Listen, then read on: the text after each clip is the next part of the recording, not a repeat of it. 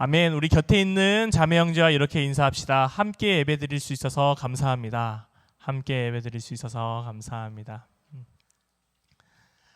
오늘 본문은 지금 우리가 청년부는 이 주제를 가지고 수련회를 준비하지 않고 있고 유아부부터 중고등부까지 함께 예배드려요라는 주제로 지금 오늘부로 유치부 수련회 성경교가 끝났고요.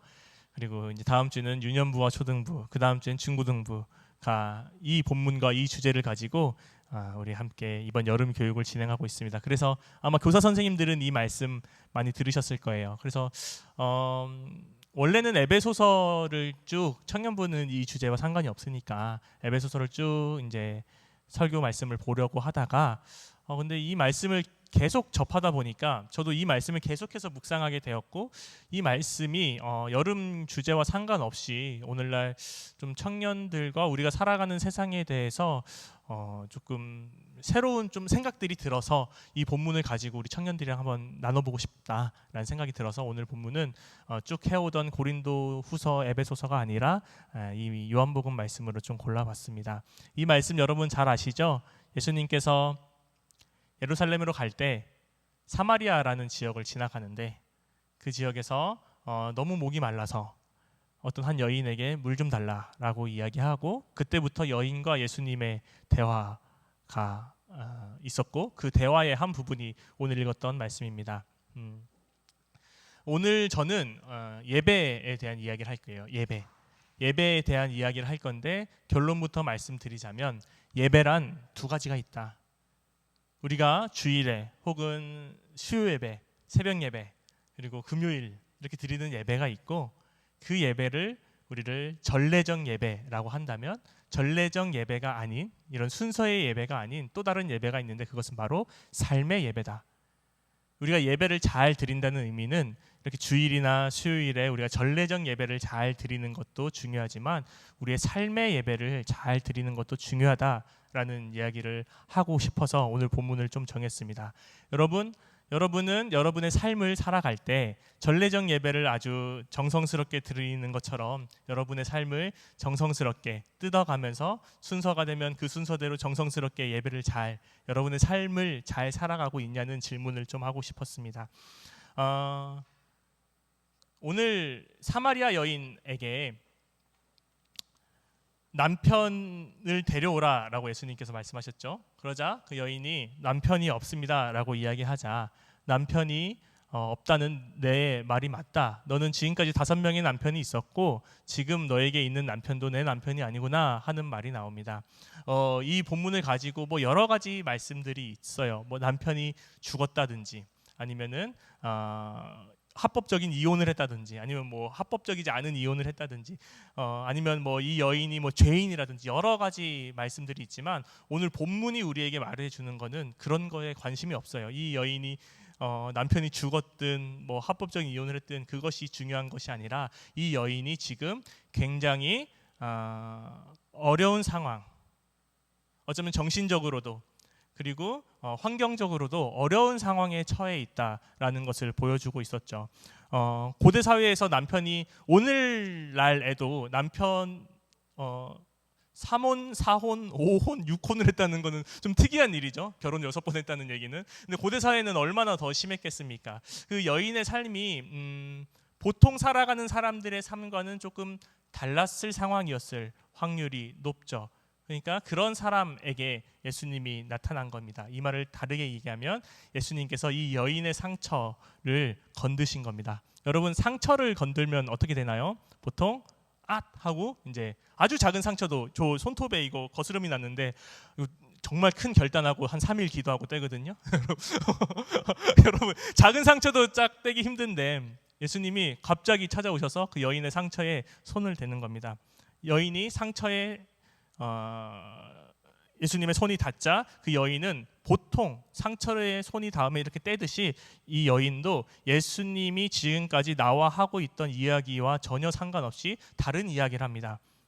바로 나는 이 산에서 예배드렸고 유대인 당신들은 저 산에서 예배드렸는데 우리 어디서 예배드려야 됩니까? 라며, 사실 이 말은 예수님과 나의 이야기 중에 예수님이 나에게 내 상처를 들여다 보려니까 여인이 이 말로부터 말을 좀 돌리려고 갑자기 다른 화제의 이야기를 꺼내는 것이 조금 더 맞습니다. 그래서 이 예수님이 이 여인의 이런 거부 반응, 좀 아니면 상처를 건드렸을 때 이런 반응에 대해서 그 여인이 한 말로 그 여인을 설득합니다. 그 말은 무엇이냐면 여기서 예배드리든 저기서 예배드리든 중요하지 않다. 하나님은 영과 진리로 예배드리는 자를 찾는다라는 말을 하셨는데, 이 말의 의미를 제가 이제 수련회를 준비해야 되니까 계속해서 한번 묵상해 봤습니다. 그러면은 과연 이 여인의 상처에 대해서 예수님이 간섭하고 싶으시고, 이 여인의 상처에 대해서 예수님께서 치료를 해주고 싶으신데 여인이 예배라는 말로 말을 돌렸어요. 그러면은 예수님께서 그 예배라는 말을 받아서 예배라는 말을 통해서 이 여인의 상처를 회복시켜 주려고 하는데, 그 예수님의 회복이 어떻게 일어나는지 좀 살펴보고자 합니다. 예배라는 말은 헬라어로는 프로스키네오라는 말이 있습니다. 그것은 뭐냐면 앞에 있는 사람에게 무릎을 꿇고 키스를 하는 모양입니다. 손등에. 그러니까 앞에 있는 사람을 높여드리는 행동이죠. 이런 말이 있고, 마틴 루터는 독일어로 예배를 번역할 때 고테스딘스트라는 말로 예배를 정의했습니다. 고테스딘스트는 왜 독일어는 명사와 명사가 합쳐져서 새로운 명사를 만들기도 하잖아요. 그래서 고테스는 갓이고 딘스트는 서비스입니다. 갓 서비스라는 뜻이죠. 여러분, 갓 서비스면은 제가 이거 딱 정확히 한 5개월 전에 강의 때 이야기했는데 기억하세요? 하나님이 서비스하는 걸까요? 우리가 하나님을 서비스하는 걸까요? 예배가 갓 서비스인데 하나님이 우리에게 서비스하시는 것 1번, 2번 우리가 하나님을 서비스하는 것. 손 한번 들어볼까요? 하나님이 우리를 서비스하시는 거다. 손.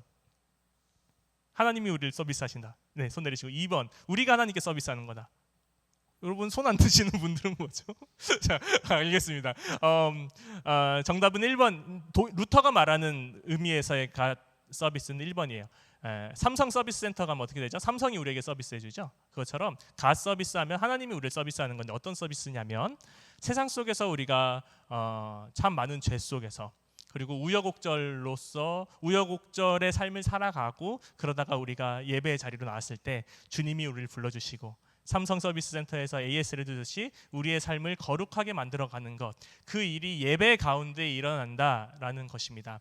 그러면은 하나님이 이 죄인인 우리를 받아주시고 우리를 거룩하게 만들어가는 것이 예배면, 그리고 아까 이야기했던 상대방을 높여드리는 것, 우리가 그 헬라어의 단어 프로스키네오에서 무릎을 꿇고 앞에 있는 사람을 높여드리는 것이 예배라고 했을 때, 저는 설교를 열며 여러분에게 말씀드렸던 것처럼 예배라고 하면은 두 가지 예배가 있다. 우리가 여기서 예배드리는 전례적 예배가 있고 밖에서 드리는 예배가 있는데, 우리가 방금 이 단어를 해석했을 때 하나님 서비스라는 예배는 전례적 예배든 우리가 밖에 나가서 살아가면서 드리는 삶의 예배든 하나님이 이 안에서만 우리에게 서비스하는 것이 아니라 우리의 삶에서도 하나님이 서비스한다는 것을 우리가 생각을 해야 된다는 거죠. 그리고 우리는 이 리터지, 우리 11시 그리고 오후 2시에 예배드리는 이 장소에서만 하나님을 높여드리는 것이 아니라 삶의 예배가 시작됐을 때 우리의 삶에서도 하나님께 영광을 올려드리는 예배를, 그리고 그런 삶을 살라라고 이야기를 했습니다. 그렇다면 올바른 예배는 우리가 여기서 예배를 드리는 태도뿐만 아니라 우리가 삶을 살아가는 태도, 어떤 삶을 살아가는 태도가 올바른 태도인지를 예수님이 말씀하시는 거죠. 그러니까 여인은 예배에 대한 이야기를 했는데, 예배가 그 산에서나 이 산에서 드리는 예배만이 예배가 아니라 너의 삶도 예배를 드리듯이 살아라 라고 예수님께서 말씀을 하신 겁니다. 그러면 예배를 드리듯이 사는 것은 어떤 것일까? 이것을 조금 살펴보아야 됩니다. 우리 교단에 조금 유명한 신약학자인 우진성 목사님이라는 분은 이런 말을 했습니다. 헨다이아디스, 이거는 헨은 하나, 그리고 다이아는 통해서, 그리고 다스는 두 개를 뜻합니다. 그래서 두 개를 통한 하나, 그러니까 두 말을 통해서 한 말을 설명하는 거예요. 그래서 one through two라고 하는데, 오늘 영과 진리로 예배를 드리는 사람, 하나님이 찾으신다라고 했지 않습니까? 그러면 지금까지 우리가 따라온 논리대로라면 영과 진리로 우리가 주일에 예배를 잘 드려야 되고 영과 진리로 우리의 삶을 잘 살아야 되는데, 그럼 영과 진리가 무엇일까라 했을 때 영과 진리는 이런 겁니다. 여러분, 우리에겐 사랑과 광모가 항상 함께 있습니다 라고 했을 때, 사랑과 광모, 이 명사와 명사를 붙였을 때 여러분 좋은 일이죠. 사랑과 광모가 함께 한다 했을 때, 이 사랑과 광모가 함께 한다 하면은 바로 이해가 안 되는데, 바로 이 두 개를 하나의 단어로 만드는 거예요. 앞에 단어를 형용사로 만드는 거예요. 사랑스러운 광모가 우리와 함께 있다, 이렇게 되는 겁니다. 그러니까 영과 진리가 우리와 함께 있다라는 말은 진리의 영이 우리와 함께 하는 것, 진리의 영이 우리와 함께하는 것. 그럼 진리의 영은 무엇입니까?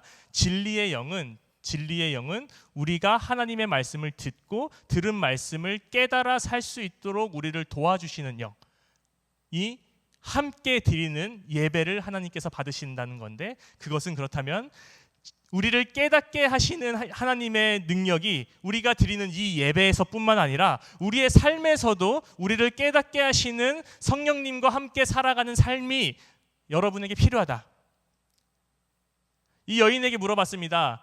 이 여인이 예수님께 물어봤습니다. 어디서 예배를 드려야 됩니까? 진리의 영과, 이 산이나 저 산이 아니라 진리의 영과 함께 드리는 예배를 드려라. 그것은 예수님께서 이 여인에게 예배를 드릴 때 진리의 영과 함께 예배를 드려라 뿐만 아니라 진리의 영과 함께 살아라, 진리의 영이 너희와 함께 한다는 것을 항상 느끼며 그 하나님과 함께 사는 너희의 삶의 예배를 드려라 라고 말하는 것이 오늘 예수님께서 하신 말씀이에요. 그러니까 예수님께서 예배에 대한 이야기를 할 때 이 여인은 둘러대듯이 예배라는 걸로 말을 바꾸고 물타기를 했지만, 예수님께서는 거기에 넘어가지 않으시고 예배를 잘 드리는 것, 그리고 예배를 잘 드리는 것만큼 너의 삶도 잘 살아야 된다라고 이야기를 했습니다.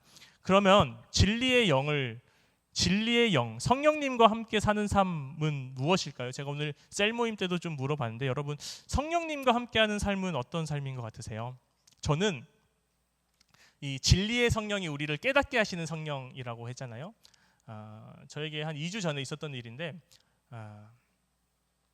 제가 이제 우리 중고등부 예배에서는 한번 나눈 적이 있었는데, 일방통행 도로를 지나가고 있었어요. 일방통행 도로를 지나가는데 일방통행과 일방통행이 합쳐져서 일방통행으로 가는 길이었어요. 그러니까 제 앞에도 차가 있고 이렇게 들어오는 차도 있는 거죠.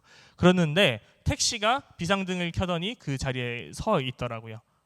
근데 보통 비상등을 택시가 켜면 사람이 타거나 사람이 내리는 거잖아요. 그래서 보통은 금방 내리거나 금방 타요. 그런데 이 택시가 너무나 오래 그 자리에 서 있는 거예요. 그래가지고 이제 저만 뒤에 있는 게 아니고 제 뒤에 차들이 이렇게 있더라고요. 그래서 저는 기다리고 있었는데 제 뒤에 있던 차 한 대가 빵 울리기 시작하더니 저쪽에 있는 차들도 그 택시를 향해서 빵 울리고, 저도 왜 그거 아시죠? 제 뒤에 있는 차는 제 앞에 지금 무슨 일이 있는지 몰라요. 그래서 괜히 내가 잘못하고 있는 것 같아서 저도 모르게 그냥 빵 하고 울렸어요. 그런데 조금 있다가 그래도 차가 안 가다가 결국 이제 차 문이 열렸는데, 누가 봐도 거동이 너무나 불편한 분이 그 자리에서 내리시는 거예요. 그때 저는 굉장히 부끄러웠어요. 굉장히 부끄러웠어요. 제가 만약에 내가 이 2시 예배에서 성찬을 받으러 나가는데 원상 형제가 내 앞에서 머뭇머뭇거리고 성찬을 안 받으러 가고 있어. 그럼 제가 뒤에서 빨리 가라고 이러겠습니까? 안 그러겠죠. 근데 나의 삶의 예배에서는 내가 예배드리듯이 살지 않는 거예요. 그게 저는 저에게 너무나 부끄러운 일이었어요. 진리의 성령, 깨닫게 하시는 성령, 그때 저는 진리의 성령, 깨닫게 하시는 성령은 지금 내 부끄러운 일을 깨닫게 하시는 분이구나. 내 부족한 모습을 깨닫고, 이런 부족한 나의 모습이니 나를 깨닫고 내가 바르게 살아갈 수 있도록, 부끄러움을 깨달아야지 부끄러운 일을 안 할 수 있지 않습니까? 그 진리의 성령은 내가 부끄러운 것을 깨달을 수 있도록, 그리고 내가 바르게 살아갈 수 있도록 나를 가르쳐 주시는 분이 진리의 성령, 그게 영과 진리로 드리는 예배구나라는 생각을 들었습니다. 오늘날 사회가 좀 두 가지 특징이 있는 것 같아요. 하나는 과하게 화가 나 있는 상황인 것 같아요. 좀 작은 일에도 사실 차 앞에 있을 때 좀 기다릴 수 있죠. 근데 과하게 클락션을 크게 울리면서 일주일 동안 있었던 화를 다 풀어내는 것 같은 그런 화 있었던 거예요. 두 번째는 내 잘못을 인정하지 않는 사회인 것 같아요. 내 부끄러움에 대해서, 내 부끄러움이 발견됐을 때 이것에 대해서 변명을 먼저 생각하더라고요. 전 그게 더 부끄러웠어요. 제가 빵 했을 때 앞에서 거동이 불편한 사람이 내리니까 저는 다른 생각보다 먼저 든 생각이 뭐냐면 내 뒤에 차가 울려서 내가 그런 거야 라면서 나를 변호하기 시작하더라고요. 그건 내가 잘못한 거죠. 내가 부끄러운 일을 한 거죠. 그것 못 기다려줘서.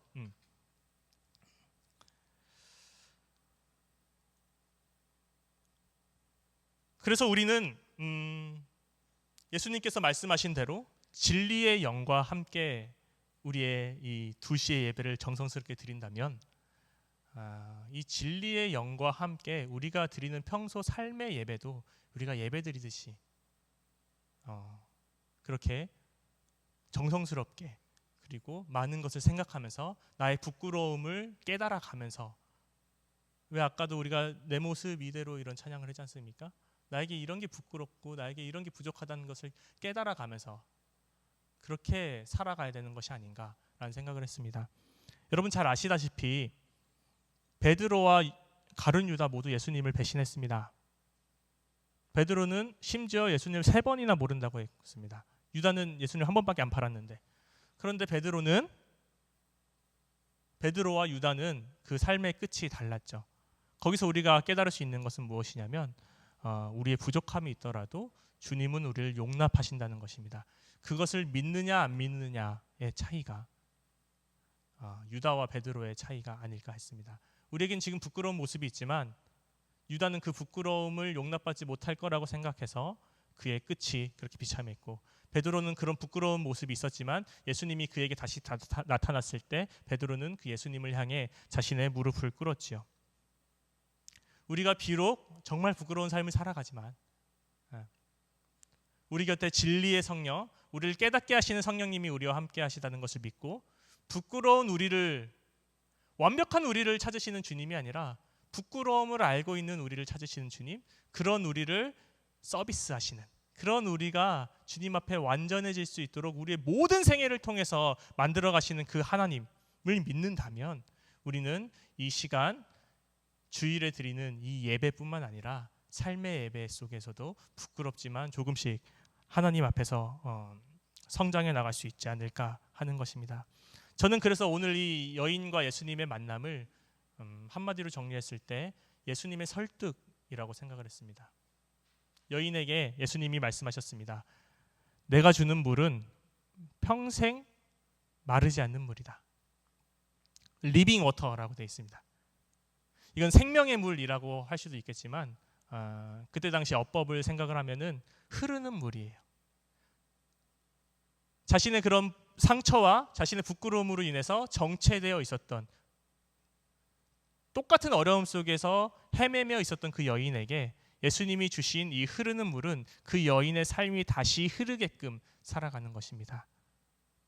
여러분에게 예수님께서도 생명의 물을 주시길 원하십니다. 바로 흐르는 물을 주시길 원하십니다. 여러분이 고여있지 않고, 여러분이 정체되어 있지 않고 예수님과 함께 여러분의 삶을 흘러가도록 예수님께서는 각 구비마다 여러분을 만나셔서 여러분을 설득할 겁니다. 우리가 해야 되는 일은 예수님께서 여인에게 설득하고 이 생수의 물을 먹어라 라고 말씀하신 것처럼 우리에게도 예수님께서 이렇게 살아라, 우리의 삶의 예배에서 이렇게 살아라, 이런 것이 너의 모습이다, 하지만 우리는 이렇게 살아야 된다라고 얘기할 때 예수님의 설득에 끊임없이 넘어갈 수 있는 우리가 되길 바랍니다. 우리는 그저 예수님의 설득에 넘어지는 삶을 살아야 된다라는 것입니다. 진리의 성령님이 여러분과 함께 계신다면, 깨닫는 성령이 여러분과 함께 계신다면 성령님은 여러분을 끊임없이 설득하실 것입니다. 성령님은 여러분과 끊임없이 같이 흘러가길 원하실 것입니다. 그 설득에 넘어갈 수 있는 우리가 될 수 있기를 바랍니다. 예수님께서 마지막에 이렇게 이야기합니다. 저 그 나중에 메시아가 오면은 그 여인이 메시아가 오면은 그때 내 삶이 나아지지 않겠습니까? 라고 이야기하는데 예수님께서 말합니다. 내가 그야. 이미 내가 너 앞에 왔어. 예수님께서 오늘 이미 우리의 삶에 찾아오셨습니다.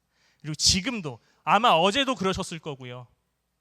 그리고 아마 내일도 말씀하실 것입니다. 끊임없이 우리 안에서 우리에게 하나님의 길로 걸어갈 수 있도록 우리를 설득하실 것입니다. 그 설득에 넘어갈 수 있는 우리 신함교회 청년들 되기를 간절히 바랍니다. 예수님이 당신의 작은 일상 속에서도 함께 하신다는 것을 깨닫고 그 작은 그런 순간 속에서도 우리를 끊임없이 설득하신다는 것을 알고 그 설득에 끊임없이 넘어갈 수 있는, 그래서 마침내 흐르는 물이신 예수님과 함께 생명의 길로 걸어갈 수 있는 그런 신함교회 청년부 되기를 간절히 바랍니다. 오늘 말씀을 생각하며 함께 침묵으로 기도하겠습니다.